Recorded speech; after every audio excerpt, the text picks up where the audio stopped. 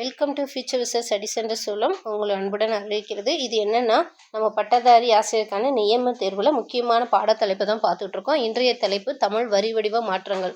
அலகு 1ல் மொழி வரலாறுல இருக்க முக்கியமான பாடத்தலைப்பு தான் பார்த்துட்ருக்கோம். அந்த உலக வரி வடிவ மாற்றங்களில் உலக மொழிகள் எல்லாம் ஒத்த வடிவில் எழுதப்படுவது இல்லை. ஒவ்வொரு மொழிக்கும் ஒரு குறிப்பிட்ட வரி வடிவத்தில் எழுதப்படுகிறது. இவ்வாறு உலகம் முழுவதும் எழுதப்பெறுகின்ற எழுத்து முறைகளை 3 வகையாக பிரிக்கிறாங்க. எழுதப்படுற எழுத்துக்களை எப்படி பிரிக்கிறாங்க?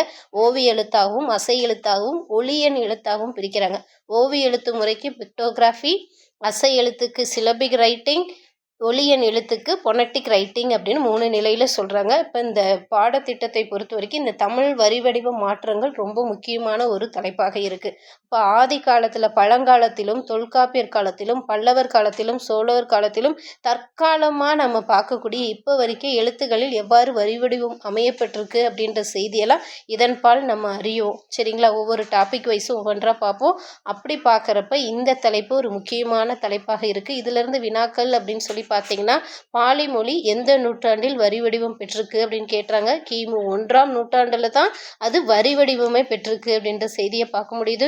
தோதர் மொழி அறியப்பட்ட ஆண்டாக 1837 சொல்கிறாங்க. சரிங்களா? தோதர் மொழி ஒரு மொழி எப்போ அறியப்பட்டது அப்படின்ற செய்தியும் இதன் பால் அறியப்படுகிறது.